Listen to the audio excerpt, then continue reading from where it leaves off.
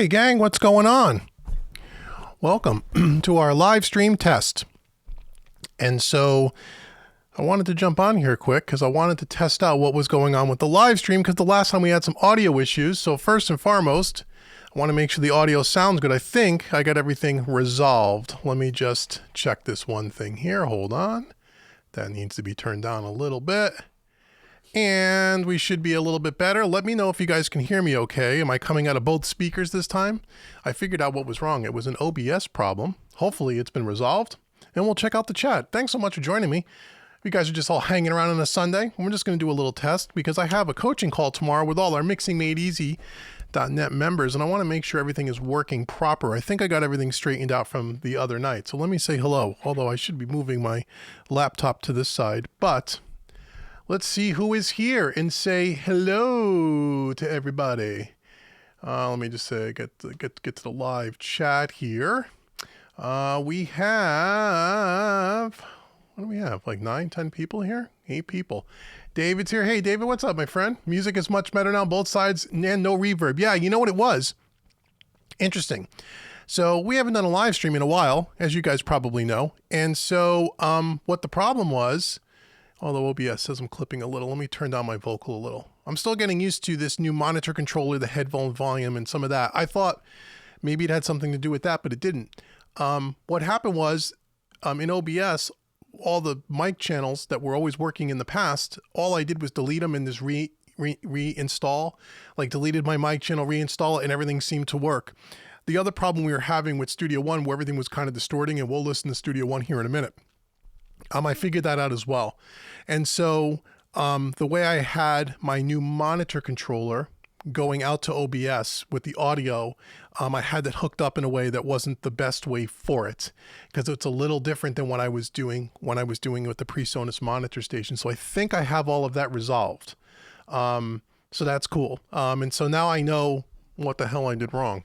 So because I changed a bunch of gear and I must have hooked that up wrong, and I wasn't paying attention to something on the gear side. But then OBS, again, I just deleted the mic channel, reinstalled it the same way I've always had it, and it just works. So maybe something in OBS screwed up. So for anyone that uses OBS for live streaming, one thing to check if you're having audio issues like we were having last time, where I was coming out in one speaker, not in stereo, out of both speakers, just delete in your little mixer view, just to remove the channel and then reinitiate it again. And that's all I did, and it kind of reset itself. So it must have been an OBS thing. And again, I haven't used OBS in a bit, so I don't know what could have happened, but who knows. But yeah, I guess. So David's here. David, thanks so much for hanging out. My favorite moderator in the whole world. My only moderator, but my favorite. Nevertheless, he does a great job, and I do appreciate his time and effort for sure. Mr. Basic is here. Hey, Mr. Basic, what's going on?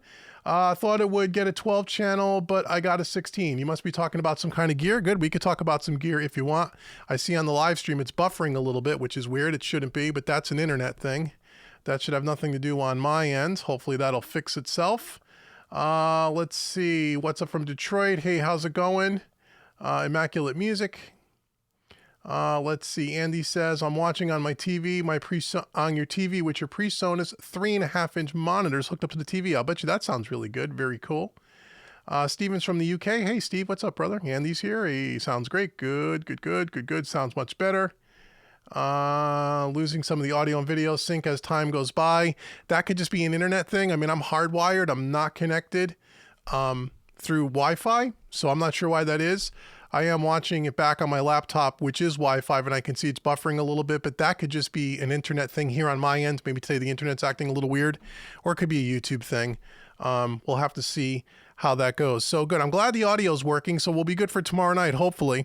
And I also got a bunch of other things I want to tell you about. Some of the guys like David and Andy know I'm going into, I'm moving more towards a more real hybrid setup here. And I purchased some gear this morning. One thing that I got in yesterday, which is really interesting, and hopefully the audio will continue to work, is I finally added, and I was going 3 years, I've been going back and forth on whether I should do this or not, and I finally bit the bullet, and I'm glad I did. I added a subwoofer to my setup here. I use the Focal Solo B6 satellites, and they have what do they have? I think it's a 6-inch speaker and a 1-inch beryllium tweeter. And for a 6-inch speaker, it goes really low. I mean, I never really had any problems with bass and with kick drums or anything like that. It goes really low. But recently, what I noticed is as I upgraded some of my signal path, we talked last week and in a couple of the new videos about my converters that I upgraded to the brand new Universal Audio Apollo X series interfaces, which has a killer converter in it. Was way, way different than the old units. I noticed it right away. I upgraded my monitor station, as I talked about, to the Heritage Audio Ram 2000 from the PreSonus monitor station. And again, what a difference that made. And what I found was, oddly enough, is that as I was doing my last 2 or 3 mixes, I just noticed something just sounded different in a good way. Like it was a lot more clarity. I just felt like I was hearing a lot more detail. Now, some of it could just be, could just be my mind, it could just be in my head. But I got to tell you, I know these speakers so well. I've had them for 5 years, these Focals, that I just noticed that while things just started sounding a lot more detailed to me. I don't know why. I mean, I upgraded these 2 pieces of gear and there was a noticeable difference. And what I also was finding is that I felt like, the low end is good, but I really want to be able to listen to the subsonics, the sub levels. I want to know or be able to at least check, not mix with it necessarily, or maybe I will, but I wanted to be able to check and see, how is the low end really, really doing? And I'll tell you that my first experience mixing with a subwoofer was about it might be 3 years by now. A company sent me one as a demo, and I don't want to say the company because it wasn't a good sub, and I don't want to bash the company because the company's a good company. They make good stuff, but they sent me what I think is around a $300 subwoofer, maybe $400, a 10-inch subwoofer, active subwoofer. And they said, hey, give it a try. Why don't you do a video review? If you like it, we'll give you a discount on it and stuff. And I said, okay, I'll give it a try. And they sent it to me, and it was really cool of them to do that. And I plugged it in. I spent a lot of time with placement to make sure I got it in the right place, and I experimented a lot. And I just remember it was very muddy and flabby, and as soon as I started working with it, and even after I played with it a bit, I just could not work with it. I just said, it does not help the low end. It doesn't help me mix. It sounds really cool. You can crank up the low end and get things really popping, but that's not really what you want a sub for. What you really want a subwoofer for, if you're going to have one, is not so much to be able to jack up the bass, although that's fun. It's really to take the low end work off of your satellites with the active crossovers and be able to get those speakers to act more efficiently. So they're not trying to tackle all the low ends. And then you can hear also the much deeper sub. Hopefully everything is cool. Okay, great. I'll say hi to everyone and I'll answer questions if you want, for sure. But that woofer that this company sent me didn't work. So I put it back in the box. I never did the video. You guys never saw the video. And now recently, and I said, I don't need it. These things are working great. I don't really mix dance music or hip hop or anything like that, occasionally, but not really. So I don't really need it.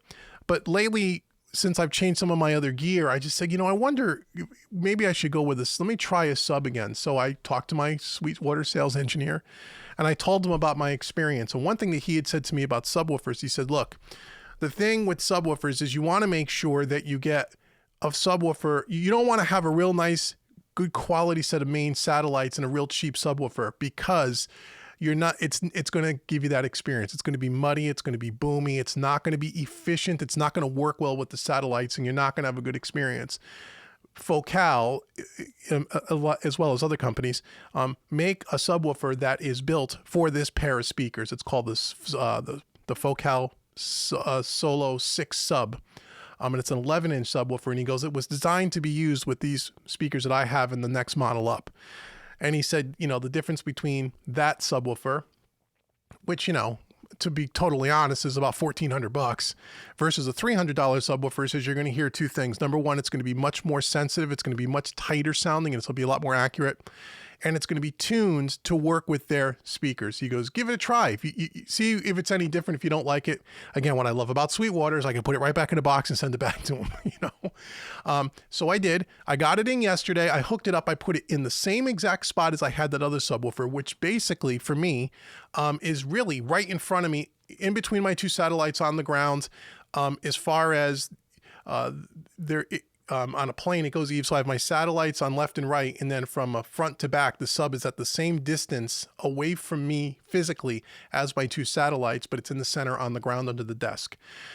So it's not in a corner. It's not way off in the distance. It's right in line with the speakers. And I got to tell you, it has a built-in crossover, like most subs do. You plug your audio interface into the sub, out of the sub into your satellites, and has a crossover selection. I have it set to 75 hertz in lower, so everything above 75 hertz is going to the mains, and anything below 75 hertz is only going to the sub. And they have a sweepable control where you can adjust that. But I found the lower the number, the better. And I think the lowest I have on mine is 75. So I went to 75, and I turned it. Now, the other thing about a sub you want to be careful is you want to make sure, and when I was talking to Aaron over at Sweetwater, he said, now make sure you don't jack up the sub, because you want it to be level-wise, volume-wise, in balance with your satellite, so it just fills up the bottom end. You don't want it to stick out and be real boomy for mixing, which makes sense, right? I don't want it to overpower everything. I want it to be at the same level, so it sounds like it's part of the speaker system. So I took a little bit of time to do that, and I think I have it turned up maybe 45% of the way on the volume. I think it's a 350 watt amp in the unit, if I remember the specs right. Anyway, I played with that, put it right in the center, and I listened to a bunch of reference material, different commercial songs, all different styles of music, pulled up a couple of mixes in Studio One, and I gotta tell you, what an awesome experience. As far as, it did not sound anything that I remember with that cheaper, inexpensive sub that company sent me. It's super tight. It's low. I got the volume just right. So as I crank up my monitors in the room, if you want to get kind of loud, it doesn't overpower the satellites. It just feels like it sounds like that bass is coming from those two satellites, and that it's not a sub. You can't tell it's a subwoofer unless you know that, hey, there's no way that 6-inch speaker can reproduce that kind of bass. But it doesn't sound like you have a sub in the room. It just sounds like part of the system. I was really surprised in a pleasant way. The other thing that it has, which I like, which I forgot to order it, it'll be here tomorrow. They have a bypass foot switch that you can, when you bypass the sub, it defeats the crossover inside, and now the focals are back to full range like they were before. So you can check what your music sounds like with a sub and what it sounds like without a sub. And you can do that kind of quick check, which is really, really cool. So after it took a little bit to get the level of the sub right, listening to different styles of music, to make sure that I wasn't turning it up too loud, because that's your kind of instinct is, let's get the bass popping, and it sounds great when it's turned up. But from a mixing perspective, I wanted it to be in balance. So once I got that, it was like, what a difference. So again, I've only had it a day, and I started working on a mix this morning, just gain staging the mix. I haven't done anything with it yet, but just listening to a lot of reference material, it sounds wonderful. So I'm really, really happy with it so far. And I've never been someone who suggested having a sub in your mixing setup. A lot of you guys have asked me in different live streams over the past, and I've always said I've stayed away from it because I had that kind of experience. And I think, and it's sitting in the exact same spot. Now, the other thing too that I noticed, which is really good, we talk a lot about acoustic treatment and stuff. And on the last episode of the podcast, we're talking about acoustic treatment, that no matter, I can have this thing cranked up pretty loud, this system, with the sub on, and I could walk anywhere in this room, anywhere. And I did this for about 15, 20 minutes, and the bass sounds even everywhere you go, which means that I have the acoustic treatment done really well in here, to where you don't have a bunch of nulls, which is, if you're sitting in the sweet spot, it may sound one way, and then you walk 5 feet back and the bass sounds a little different. Or if you walk over to the left, it sounds a little different. That's because the bass is bouncing off of surfaces and the frequencies are canceling. And that's what's happening. Or you're getting a buildup in the corners if you don't have the right kind of bass trapping. What I found, to my surprise, to be totally honest, it was a lucky accident. Although I know how to acoustically treat a room, and I have had this done for years, but I really didn't realize maybe how maybe how good I did of a job because I never had a sub, but that's kind of a true test. If you have that sub in the right spot and you walk around, the bass should be even. If the bass is uneven in different parts of the room, that's where you have to focus on your treatment, because every room's a little different. But to my surprise, I don't have any unevenness in the sub at all. And I was really shocked by that. The way it sounds in the sweet spot is exactly how it sounds no matter where I walk around the room. So that's really cool. So it's in the same spot as that cheaper sub was, and it sounds great. So I guess, maybe they're right. When you have a sub, a real inexpensive subwoofer, and you pair it up with a high-end set of monitors, you may not get the best results. Whereas this particular sub was made for these speakers, and maybe that's why it sounds better, but it comes with a price tag. I get it, but I'm really happy about it. So I thought I'd share that with you guys as part of my upgrade, because I want to share that. And I'm going to do some videos on that too. Once I get my 500, I got some more gear coming in. And once I get some of that gear coming in and I got it set up, I'm going to do some videos of the monitor controller, and I'll show you the sub. I'll show you some of the other gear. I could show you the Apollo interface, but there's nothing to really see there. It's just an interface. But I'm going to try to share some of that with you guys for guys that are looking to maybe do some upgrades and stuff, and you just want to know, how did I make out? What's my experience? You guys will have that information. So that's about it. So hopefully you found that interesting. So let's see. Hey, Alistair, what's going on? I just jumped on to do a test here. I just wanted to do a live stream test because we had a problem the other night. Let me move over to Studio One quick, and then we can chat about it if you guys want to. And if not, I'll just get out of here. I just wanted to jump on and say hello. So let me bring up Studio One, and Studio One version 5. And I already found the bug, at least on my end with Studio One version 5. And I can maybe share that with you here too. I haven't done my YouTube Studio One version 5 video yet because I've just been so darn busy. I'm hoping to do it this week. But I'm glad that I found a little quirk in it, at least for me. Maybe you guys have had the same problem. Let me see. So let me bring up Studio One, and then let me bring up my Studio One picture-in-picture here so you can see it. Okay, so this is version 5.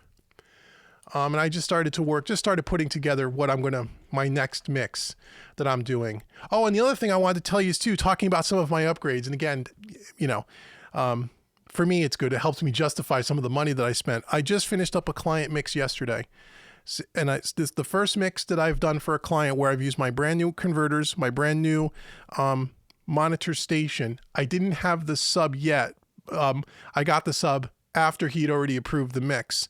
So I only did it to the satellites. Oh, the other thing that I got too, and then I'll get to Studio One, I promise. The other thing that I got too was, as a second set of speakers, I bought the Avitone mix cubes as kind of the crap speakers. I wanted to get another set of speakers so I can reference. Those are really good. I bought those again at Sweetwater. I think they were $400 or $450 for the pair. They're powered. They make a passive, non-powered if you have an amplifier that you can, but I bought the powered ones because I didn't have an amplifier. And those sound really good as well. And I did use those for this client mix, but this is probably the first mix that I can remember in a long, long time. And I've mixed lots of records for lots of people all over the world.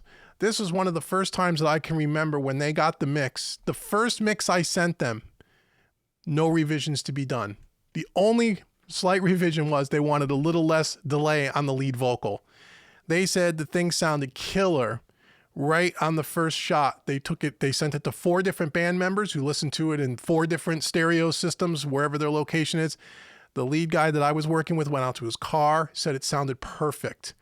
And I don't know that I've ever had that happen on the first try. There's always some revisions here, there, there's always some. Now I could have just got really lucky, or I'm just getting better at what I'm doing, hopefully. But I like to believe that some of that is maybe from some of this new upgrade that I'm doing, because as I mentioned earlier, I definitely feel like I hear more detail in my vocals than I was hearing in the past. And I wonder if some of that has to do with the only thing that I changed was I upgraded my converter and I upgraded my monitor station. And I just feel like I could hear things a little bit differently, a little bit more detailed and more clarity. And maybe I'm making better decisions. And the very first mix I did with that new gear was a home run on try 1, which never happens. So again, I don't know. Anyway, so here we are. So let me, I'll answer your questions. Let me just play this back and you guys let me know how the sound is. Now, this song is not even static mixed. I imported the files. I gain staged it, meaning I put my little PreSonus meter on here and, minus 18 dB. And I just threw up a little bit of faders. There's nothing done to this song. So I know, things are going to be out of balance and stuff. I just want you to hear that it doesn't sound all distorted and echoey like it did the other night, that it actually sounds good. And if the level okay, I'm going to try to be conservative so I don't blow the video out. You'll have to let me know. So here we go. Oh, this is a song by Alana Blair, Love It or Leave It. It's a country tune, female vocalist, good tune. Drums are all done with addictive drums, by the way. No real drums in this song. I've been waiting around for too damn long, watching you chase your tail. Now I'll turn it up if it's too low. You let me know. You say what you want, say what you need. Well, you keep looking for more. It's getting about that time where I say goodbye, kick your ass right out the door. 'Cause your lips are talking, but your feet don't do no walking. Well, I just don't think you understand. I'm sick of your maybes, baby. You think I'm gonna keep waiting. Why can't you just be a man? Whoa, you can love it, believe it, you better believe it. Had enough of your games and I don't need it. You're not the only man left in this town. Whoa, you can love it, believe it, can't in between it. Yeah, I said it, hell yeah, I mean it. You're crazy if you think I'll stick around. Oh, love it or leave it, the last you'll see of me. Love it or leave it, baby, I ain't losing sleep. She's a pretty little thing that loves her mama, but you met her at the candy store. And I saw you checking out her legs as she walked through the door. And I watched and I let you go as I played you like a toy. 'Cause I know you're nothing but a good for nothing lazy little mama's boy. 'Cause your lips are talking, but your feet don't do no walking. Well, I just don't think you understand. I'm sick of your maybes, baby. You think I'm gonna keep waiting. Why can't you just be a man? Oh, you can love it, believe it, you better believe it. Had enough of your games and I don't need this. You're not the only man left in this town. Oh, you can love it, believe it, can't in between it. Yeah, I said it, hell yeah, I mean it. You're crazy if you think I'll stick around. Oh, love it. Okay, so there it is. So now you're saying that it sounds okay. Okay, good, cool. That again, I just threw up I started low and turned up the faders a little bit, so it's a little bit of a balance. And actually, I'm clipping the master bus here in Studio One just a little bit. So it's just a balance act between the Universal Audio Apollo, the output here, and then also the mic level in OBS. But okay, so it sounded good though. Okay, once I got the level right, it sounded okay to you guys. You're saying that the flanger effect on the vocals, well, it's not a flanger. Well, it kind of is. Yeah, you got a pretty good ear, Andy. We got, we have a harmonizer, the H3000 on triple vocals there, which again, they're not blended. Everything's just pushed up. So there is a harmonizing effect that you won't hear in the final mix. But that's cool. So, and I can see there's a delay on YouTube. So by the time you actually hear when hear it, it'll sound fine. But David said the sound is crystal clear. That's really great. Okay. Once the drums and the bass kicked in, it's about right. Okay, cool. So it sounds right? So that's cool. So that's pretty much what it is. So let me show you one thing that I noticed when I was working on a different session yesterday. There's a couple of things about Studio 1.5 that I like, and everyone's already talked about it. So, I mean, there's so many guys out there doing videos, I'm not going to get too crazy about the videos of it. But I do like this whole thing with the scene settings. I do like that. Where you can actually save your different revisions of your mix. That's really good when you're doing work for clients, to be able to take a snapshot of the mix, send it to a client. They want some tweaks, make some tweaks, save it again. So you have a kind of a recall of your mix. That's really cool, as opposed to saving another session and having multiple sessions with different tweaks in them. Because I've have happened before, where yeah, can you turn this up, turn that down? You turn it up, turn it down, send it to them. They go, oh no, can you go back to where it was before? I've I've had that happen, which is kind of a pain in the ass. So having the scenes is a really cool feature. I like that. I like that a lot. I think I will use that a lot. The other thing I really liked, this is a really freaking cool feature. This is probably my favorite one. Now, again, I'm talking from a mixing perspective. I know there's 70 new features in this thing and they got a lot of great things. But for me personally, who does predominantly mixing, there's only little features here and there that can really give me. I like the mix scenes. That's really cool. This is the one that I think is freaking unbelievable, which is going to help me a lot when I do things like manually DS. So you've seen me go in where I manually DS vocals. We've done that at mixingmadeeasy.net. Got my laptop in the way here a bunch of times. But and let's just say this was the S right here, right? You would normally have to come in with your blade tool, cut it here, come over here, turn it down, right? You've seen me do that a million times. I do this on every single vocal track. Or if there's a big pop or a big consonant or a k, those kinds of sounds or a lot of sibilants, that's what I would do. Okay, what I love here is this thing called, what's it called? Gain envelope, where you can right click and it's called gain envelope. This is hot stuff here. And you guys have sure have seen this, where now if I want to take that S, I just put a point here, and I can pull it down. That is probably the best thing that's been put into this new version for what I'm going to do every day. That will save me an enormous amount of time when I do things like manually DS vocals or work on certain sections of the song where, you gain stage it, but then you have a certain section that's super loud and it's overly dynamic and you don't want the compressor to do all the work. Well, now you could go into, certain loud sections of songs, or even over here where this section is very quiet. Again, I'm going to undo all of this and I can do this and do this and pull that up. That is very, very cool. I like that a lot. And then to just be able to go Command Z if I don't want it, undo. I don't know how you get rid of the gain envelope. Oh, I think you just take it off. There you go. That is a very cool feature. So those are two things that I really, really like a lot. They have this thing called the aux, where you have aux channels now for external instruments, which I think is cool. Again, I don't have anything like that I would use on a daily basis, so I don't know how useful that will be to me, but I know to a lot of people that will be very useful. The other thing that the listen bus, where you have this thing where you can add a track. What is it called? The listen? What's it called?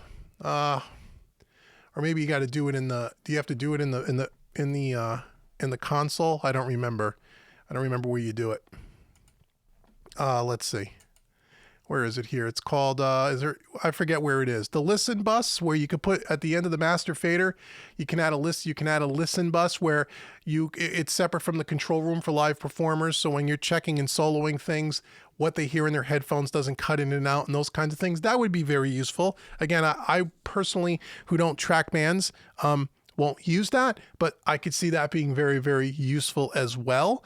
So that'll be really cool. Now, the one thing that I did find that was kind of buggy, let me see if it's here. It was only with, again, I didn't check it with Studio One plugins, but it's with third-party stuff. I was using Slate Trigger. And when I put Slate Trigger on, and also Superior Drummer, I tried it with Superior Drummer as well. Everything got very, very laggy and Studio One kept crashing. Let me see if I can duplicate. Let me just save this session. Let me see if maybe this was a different session. Maybe, I don't know, something was just going weird. Let me just find my Slate Trigger. Now, it doesn't do it in version 4. When I went back to version 4, it worked perfectly. So it's something in version 5. Let me just see if I can find it here and replicate it. Everything's still sounding good, right? Hopefully. We got 9 people here, which is pretty cool. Steven Slate. Okay, so if I put, let's say, down on this kick drum here, I want to put Slate Trigger. Just watch. Let me try it first, and then let me show you. And if it crashes, we'll just reboot. Okay, so it booted up pretty good. Okay, see, now I'm trying to drag it and move it. See how there's like a lag? It lags. It's a step behind. If I close, let me just try to save. If I save this now, watch, here's the other thing I found. When I go to save this, it takes a long time to save. Something with these plugins are causing something to hang up. I also know, before I try to save it, if I click the browser to go get a sample, I click the button, it takes like 2 seconds to switch.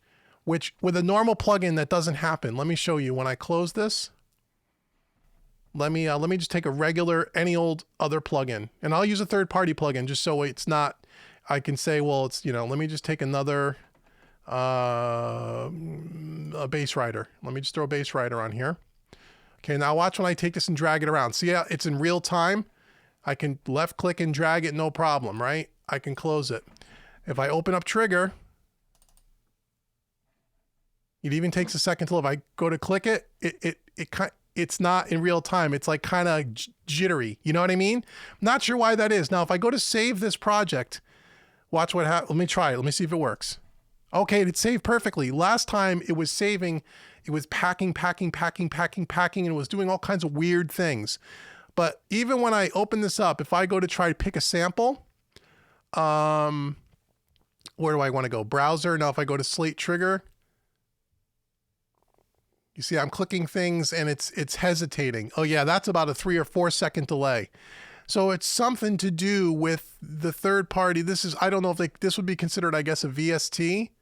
This doesn't do this in version 4 because I use this thing all the time on almost every mix, just about somewhere. It kind of lags a little bit behind. Now, even if I were to take this snare, let me just drag this on as a sample. Okay, it does respond in real time when I click on it. And yeah, you even see I click clear slot and it takes a couple of seconds. So something is weird with this. Now, it's not just Trigger. Let me remove it. It was the same thing when I was using Superior Drummer. I was doing something. Let me open up another session here. Let me just save this and close this one. Yeah, I'll save it. Let me go over to here. I was creating some backing tracks for my daughter, who's learning guitar, by the way. And we were playing some backing tracks together, and I was using Superior Drummer. And when I did it in version 5, I noticed again it was lagging. It wasn't. Okay, there we go. You lost my vocal for a second. I don't know why. Anyhow, so here's, let me just open this up. I have Superior Drummer on here.